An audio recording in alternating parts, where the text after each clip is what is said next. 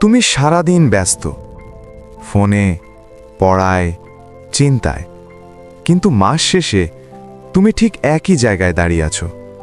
কেন? সকালে ঘুম থেকে উঠেই তুমি ফোন হাতে নাও, ভাবো মাত্র 5 মিনিট, কিন্তু সেই 5 মিনিট কখন যে 40 মিনিট হয়ে যায় তুমি বুঝতেই পারো না। তারপর আসে অপরাধ বোধ, তুমি নিজেকে বলো আজ থেকে সিরিয়াস হব, কিন্তু রাতে আবার একই গল্প। শোনো, তুমি অলস না, তুমি দুর্বল না, তুমি আসলে একটা সিস্টেমের শিকার। তোমার ব্রেন সবসময় সহজ আনন্দ খোঁজে। ফোন মানে দ্রুত ডোপামিন, রিলস মানে দ্রুত উত্তেজনা, গেম মানে তাৎক্ষণিক পুরস্কার। কিন্তু পড়াশোনা ধীরে ফল দেয়। তাই তোমার ব্রেন শর্ট টার্ম আনন্দটাই বেছে নেয়। এটা তোমার দোষ না, এটা বায়োলজি।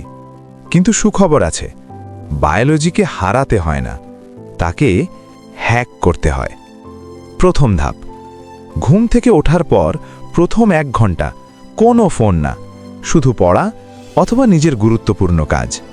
দ্বিতীয় ধাপ, প্রতিদিন মাত্র 3টে কাজ লিখবে, শুধু 3টে, ছোট কাজ কিন্তু সম্পূর্ণ করবে।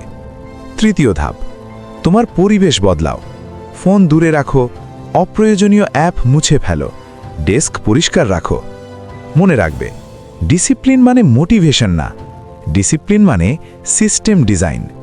তুমি ব্যর্থ না, তুমি শুধু অসংগঠিত।